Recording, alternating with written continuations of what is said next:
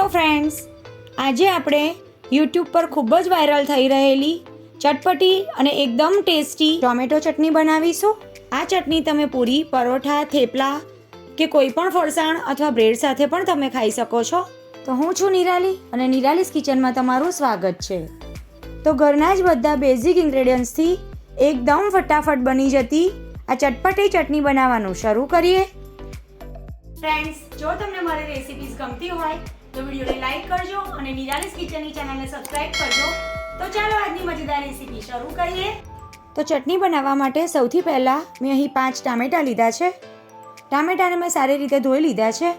હવે આપણે એને વચ્ચેથી 2 પાર્ટમાં કટ કરી લેવાના છે.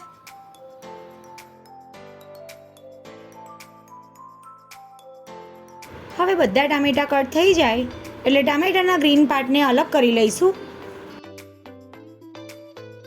હવે આપણે ગેસ ઓન કરી અને એક નોનસ્ટિક પેનમાં 2 ટેબલસ્પૂન જેટલું તેલ ઉમેરીશું અને બધી સાઈડ આ રીતે ફેલાવી દઈશું.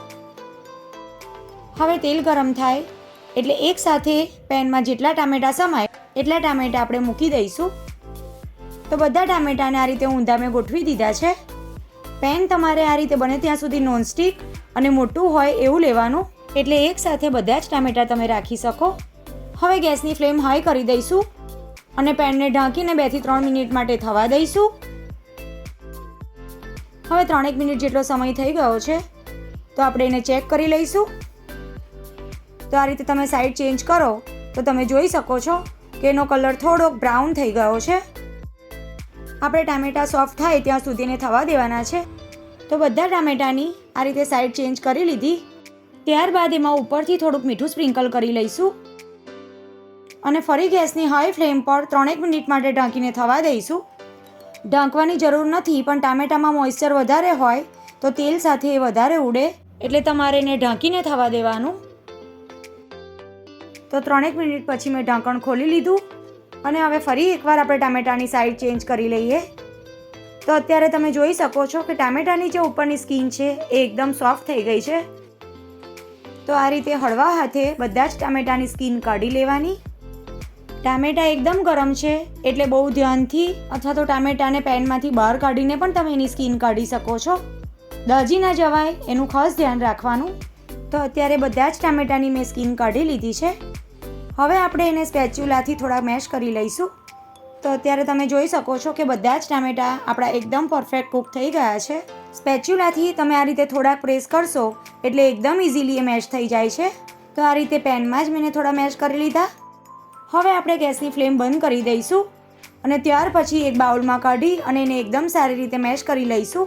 હવે બીજી બાજુ એક પેનમાં 2 ટીસ્પૂન તેલ ગરમ કરી એમાં 10 થી 12 લસણની કળીઓ ઉમેરી દઈશું અને ગેસની મીડિયમ ટુ હાઈ ફ્લેમ પર બ્રાઉન કલર આવે ત્યાં સુધી સાંતળી લઈશું. 1 થી 1.5 મિનિટ સુધી આપણે એને આ રીતે થવા દઈશું અને ત્યાર પછી ગેસની ફ્લેમ બંધ કરી અને ફાઇન ચોપ કરેલા 2 લીલા મરચાં ઉમેરી દઈશું. ટોસ કરી લઈશું આ રીતે. તેલ ગરમ છે એટલે મરચાં પણ સંતળાઈ જશે. તો ગેસની ફ્લેમ બંધ કર્યા પછી તમે મરચાં ઉમેરશો તો મરચાંની તીખાશ ઓછી થઈ જશે અને મરચાંનો ટેસ્ટ તેલમાં બહુ સારો આવશે. હવે લસણ અને મરચાં ફ્રાય થઈ જાય એટલે જે મેશ કરેલા ટામેટાં છે એમાં એને ઉમેરી દઈશું અને હવે મેશરની મદદથી લસણ અને મરચાંને ટામેટાં સાથે એકદમ સારી રીતે મેશ કરી લઈશું. ત્યારબાદ આપણે એમાં 1 ટીસ્પૂન જેટલું મીઠું ઉમેરી દઈશું, 1.5 ટીસ્પૂન લાલ કાશ્મીરી મરચું ઉમેરી દઈશું, 2 થી 3 ટેબલસ્પૂન ઝીણી સમારેલી ડુંગળી ઉમેરી દઈશું. સાથે જ 1/4 કપ જેટલા લીલા સમારેલા ધાણા ઉમેરી દઈએ, અડધા લીંબુનો રસ ઉમેરી દઈશું અને હવે ચટણી આપણી ટેસ્ટમાં એકદમ ચટપટી બને એના માટે 1 ટીસ્પૂન જેટલો ચાટ મસાલો ઉમેરી બધા જ મસાલાને ચટણીમાં એકદમ સારી રીતે મિક્સ કરી લઈશું. તો ફ્રેન્ડ્સ, અત્યારે આપણી એકદમ ટેસ્ટી અને ચટપટી ટોમેટો ચટણી બનીને તૈયાર થઈ ગઈ છે. આ ચટણીને તમે 1 દિવસ માટે સ્ટોર કરી શકો છો. વધારે ટાઈમ માટે સ્ટોર કરવાનું હું સજેસ્ટ નથી કરતી.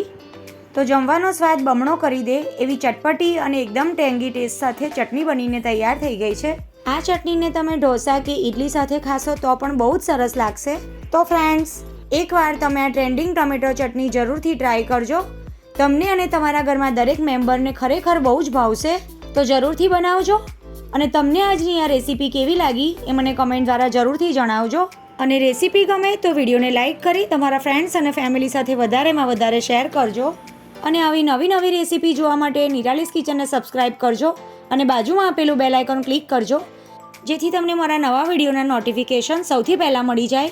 તો ફરી મળીશું એક આવી જ નવી રેસીપી સાથે. Thanks for watching.